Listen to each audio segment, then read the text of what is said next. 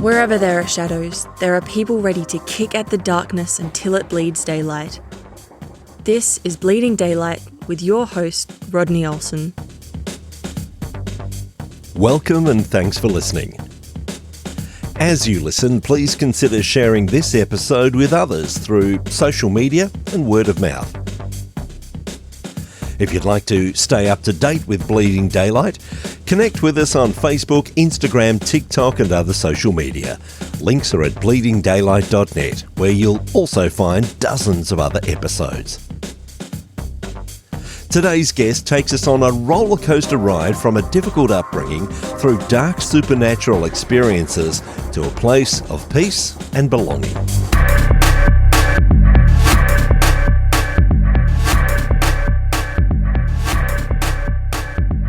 Today I'm joined by Clayton Hatley, whose story is one of deep struggle, redemption and transformation.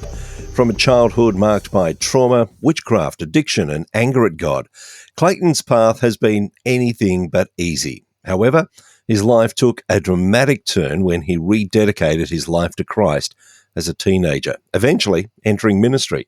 Now married and serving in children's ministry, he continues to grow in faith and encourages others through his own podcast, Faith Unleashed, where he promotes unity in the body of Christ and shares practical ways to impact local communities.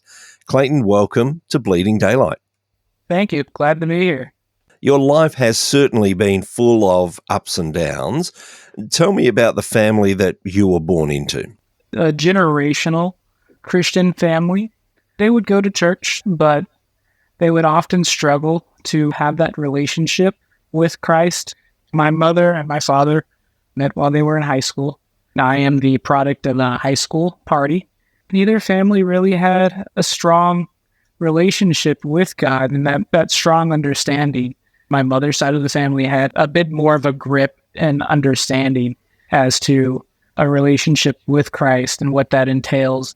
My father, ironically, ended up going to college to be a minister himself.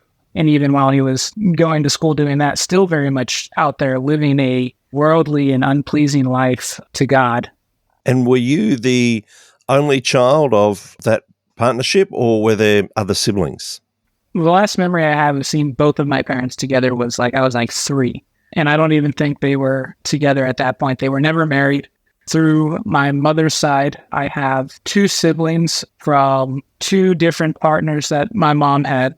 And then through my father, I have 5 siblings spread amongst 3 different partners from my father.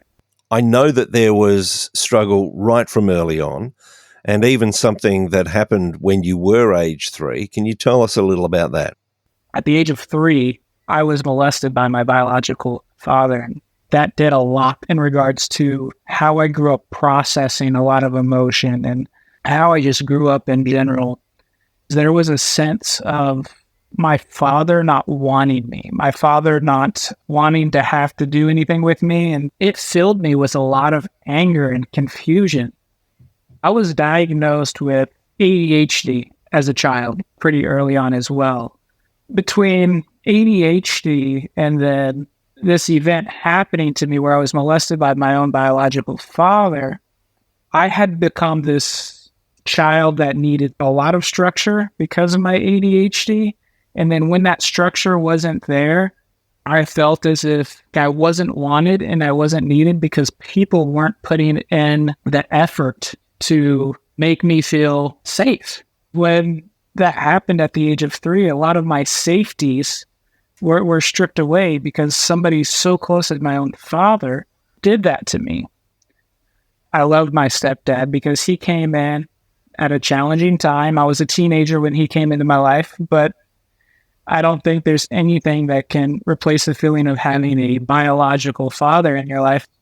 I went off to Bible college. I was going through this process of forgiving people in my past that have wronged me. We were going through John Eldridge's book, Wild at Heart. There's a chapter that talks about the wound that every father leaves behind. As I was going through that, I made the decision that, hey, I'm going to reach out to my father and I'm going to try to have a relationship with him. I reached out to him First thing I noticed was he does love me, and I'm a little caught off guard by it because I've grown up my entire life not thinking so. The one thing that irritated me, I guess, the most out of reaching back out to him is he kept on going back and saying, "Hey, I know you know that I didn't do it."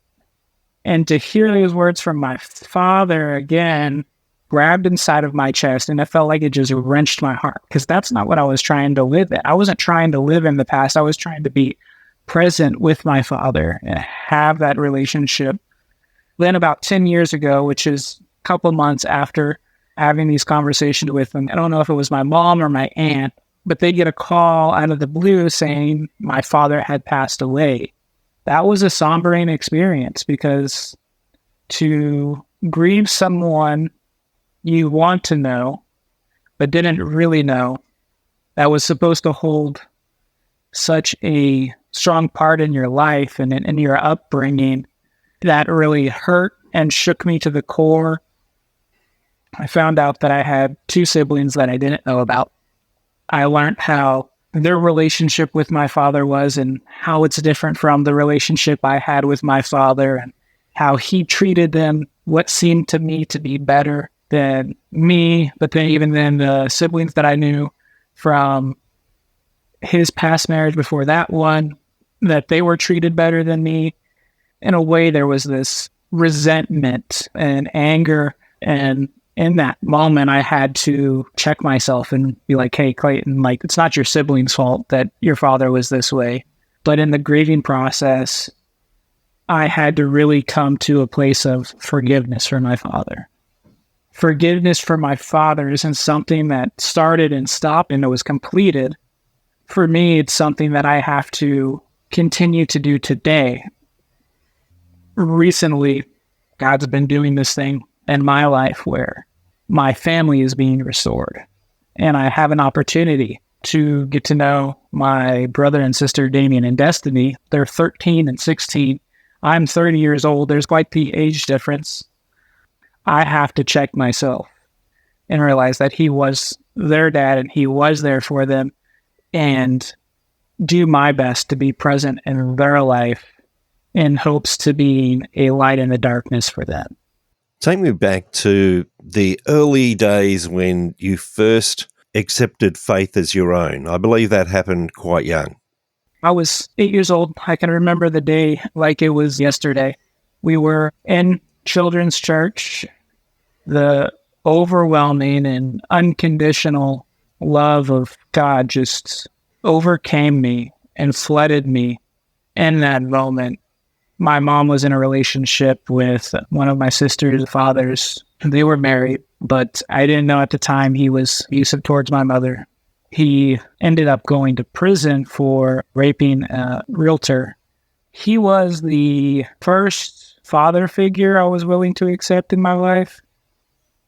And then to have it ripped away so soon impacted me in a way. I want that father figure. And God really just came in and showed me his love as a father, and showed me that he would care for me no matter the circumstance, and show me he's there.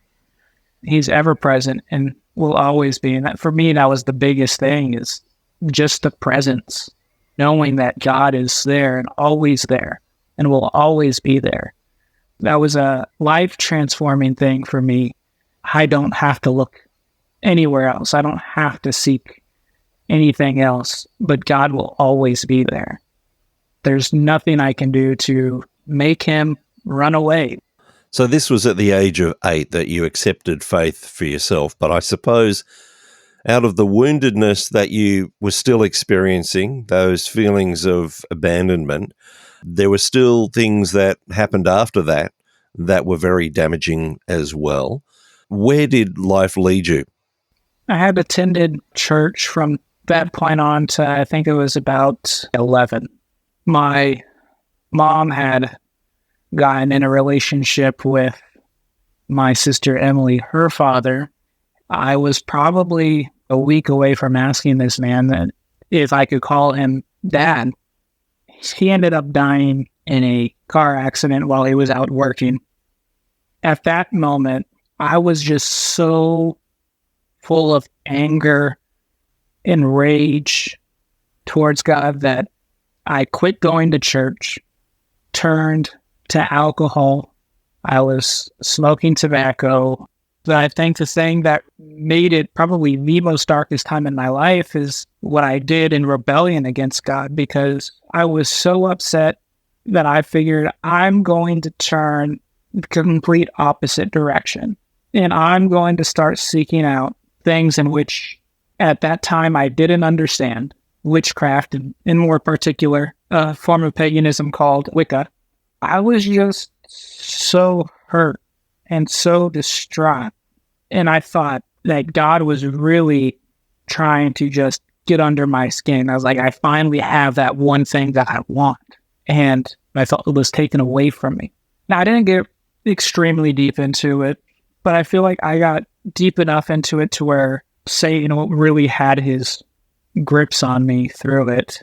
I would do this form of meditation where you would sit down and you would just concentrate, and what you would do is you would try to communicate with the person in a completely different area than what you're in. It took my mind to a very dark place. My family was very big into the paranormal, watching ghost hunting shows and things like that. So naturally, I had a curiosity about it. I grew up having seen and experienced some paranormal experiences myself within one of my childhood homes, things that I couldn't explain. In my family, it was often painted that they're your loved ones trying to communicate with you. Later on, I found out that, and I believe that it is actually demonic entities trying to reach you and open up a door that nobody wants to go down. As you're getting involved in these very dark practices, where else did that lead you? I would end up going out and doing these ghost hunts. I would find myself finding recordings that I would do and interviews with the supernatural to try to communicate with them. They would call them EVPs, electronic voice phenomena, which a lot of people take recorders. Some people just take their phones. They talk. And they're like, whatever is present, make itself known. You can speak to us using this device. Because the thought is that spirits, demons, and other entities can use our electronic devices to communicate with us. At this time, you're searching for some kind of supernatural experience, and we know that this is a very real thing. So were there times that you actually encountered things that maybe even frightened you? Close to the time where I rededicated my life to Christ, there was a couple moments that really just shook me with like being paranormal experiences. One of the darkest moments I experienced, I was living with my aunt at the time. I was in bed. I had been in bed sleeping for a while. Well, I woke up and I had sleep paralysis. Sleep paralysis is often followed by paranormal experiences. I felt like I was being choked. In the back of my mind, I had always remembered the teaching from church that they teach you is like, if you say it in Jesus' name, it has to be done. And if you tell it to flee in Jesus' name, it has to flee. Well, I could not physically speak in that moment. So I just remember shouting in my head the loudest I could, in Jesus' name, be gone. And in that moment, whatever it was in the room, left the room. There was peace. I was still frightened, but there was peace. And I was able to move almost instantly. Myself in that moment, I was like, nobody's going to believe me that this happens. I got to go upstairs and make sure this really happened. Like that I'm not playing tricks on myself. So I go upstairs and I go to the bathroom and check in the mirror, and I got marks on my neck from where I was being choked.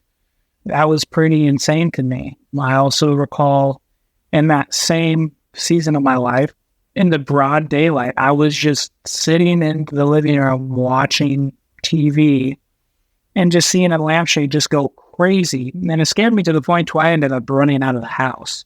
I was like, I'm not going back inside for a while. You know, that was another big one. And then being at my uncle's, spending the night there, spending time with my cousins, They got into ghost hunting with me. I got to a point where I was taunting these demons, and I had been shoved out of rooms by, nothing physical in front of me that I could see. Doors slammed in my face. It was scary, but to kind of transition into going back into my relationship with Christ. My mom, around all of this, had started going back to church and had started really having a relationship with Christ around that time. She started begging and begging and begging and begging me to come back to church with her. Well, I didn't want to go to church on a Sunday, and I knew about church. I knew what it was about. It wasn't something I didn't understand. Through my mom begging me, I had just gotten irritated one day because she had rang my phone like 3 times within an hour, asking me if I would come to church. And the last time she rang me, she's like, okay, you don't have to come to church with me. Just come to church on Wednesday. I'll take you to youth group. Just go try youth group.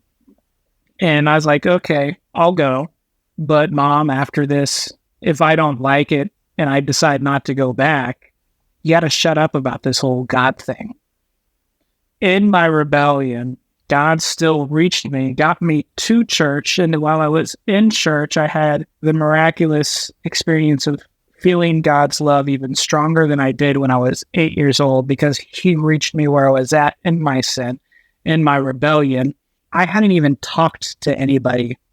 I was just walking through the door and I just started tearing up because I felt the love of Christ so strong. The youth pastor coming up to me and speaking to me also made a huge difference. When I was going through all of this stuff with Wicca and ghost hunting, I found myself in some pretty depressive states, a lot of depression. I was lucky enough that I was raised going to the church, that I had people praying for me, that I had somewhat of a knowledge as to what's going on, and that I wasn't somebody that was just blindly meddling in the occult, because I never came to a point, even with suicidal thoughts, I never came to a point where it's like, okay, I'm going to do it. But it seemed the deeper I got into those things, the darker my mindset became, the more hopeless my mind became. Years after getting involved with Wicca, started studying a little bit of Revelation. One thing that I found interesting about Wicca is their gods, their deities, come in the form of dragons. One thing I didn't know when I was involved with Wicca is that I was worshiping Satan directly through drawing on these powers from these things that I thought were separate deities. Then looking in the Bible and seeing how Satan is referred to as a dragon and a serpent and all these different things that point to Wicca being a direct worship of Satan without people even realizing it. That shook me to the core. That's still something that shakes me today, because to think that I was a devil worshiper where I'm at today is a complete 180. You've had a complete turnaround in your life, as you say, a complete 180 from where you were to where you then were. Tell me what happened then. How did life continue to progress for you? Started going back to church and ended up becoming pretty heavily involved with my youth group. I had a renewed calling for ministry. I felt the need to get rebaptized because I was baptized when I was young as well. Well, I ended up dropping out of high school, getting my general education diploma or high school equivalency. That summer, I went to the teen camp for my church, and there was a couple Bible colleges there, but there was one that really stood out to me. And I remember going to bed one night after talking to one of the camp leaders, and I was like, hey, Nathan, can you pray for me? I want to try to make a decision and start figuring out what God wants me to do. Where does God want me to go to college? Where does God have me go? Like, I need to start trying to figure this out because I came from a family that wasn't very wealthy. So I knew I kind of had to have an upper hand on like trying to get the finances figured out myself. So ended up going to bed that night after praying with Nathan. And I just had this knowing in the morning. I don't know how to explain it, but I knew that God was calling me to a school called Florida School of Discipleship. It was in a town called Fort Myers, Florida. It was an intensive discipleship program. I created friendships that last today. I've started learning the importance of memorizing scripture to arm myself. When the enemy does attack, I'm ready for it. It only deepened within me the desire to be in ministry. It was an Assemblies of God program. So I actually went and I worked on getting my Assemblies of God credentialing. I moved out to a town called Ankeny, Iowa, which is just northwest of Des Moines, Iowa, the state capital. So you've completed these studies. You've had this big move. In your mind, what were you preparing yourself for at this stage? I was renting a room out there with the assumption that I was going to go there and I was going to be an intern for the church. That didn't pan out, but I'll tell you the one experience God had for me in that short season. I don't know if you've heard of Clayton Hatley, but he's a minister that came out of the Brownsville revival. Leif wasn't even speaking that morning. The church I was attending, they were getting ready to separate from the Assemblies of God. With me wanting to hold my credentials, I was in this place where I was just torn. I'm explaining this to Leif, and I was like, I don't know what direction to go. Well, Leif says to me, you think you need prayer for that, but what I'm going to pray for you is completely, entirely different from what you're asking. Leif reached out his hand, nowhere near my face, and I just felt this wind whoosh over me and knocked me back, and I caught myself because I wasn't ready for it. I was ready for Leif to just, come over, put his hand on my shoulder, pray for me. I composed myself, got my grounding a little bit more, and he's like, no, this time just fall.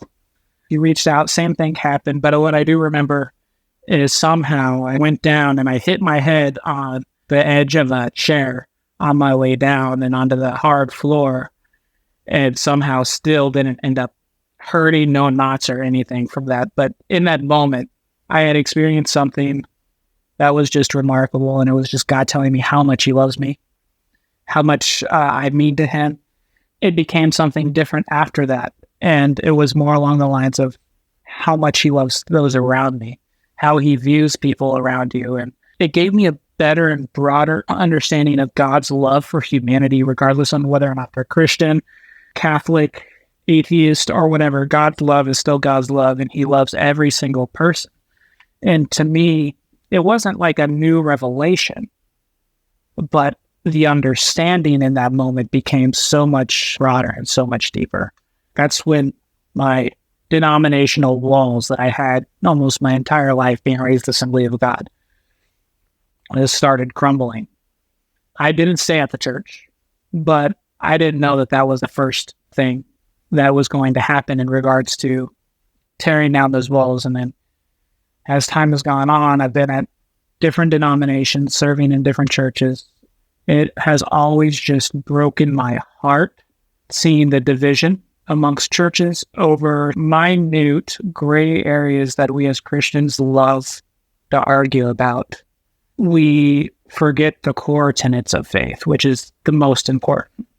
It's just another one of Satan's tactics for division. And it's just something that really saddens me deep to the core. Satan has done a really good job at causing that division. And what I like to explain on my podcast all the time is if I go and try to open a door, but I have my other arm and hand fighting against that hand to try to open the door, I'm never going to open the door. You need all of your limbs, your entire body to cooperate together to really have a true, meaningful, and long-lasting impact, which is why I'm such a big person for pushing unity within the church. Clayton, we talked earlier about the trauma that you've been through so many different stages, and you've come to this point now where you're trying to seek unity amongst Christians through your podcast, Faith Unleashed. I will put links in the show notes at Bleeding Daylight for Faith Unleashed so that people can connect with you. I just want to say thank you so much for what you're doing in promoting unity, and I want to say thank you so much for sharing some of your story today on Bleeding Daylight. Yeah, thank you for having me. Thank you for listening to Bleeding Daylight. Please help us to shine more light into the darkness by sharing this episode with others. For further details and more episodes, please visit bleedingdaylight.net.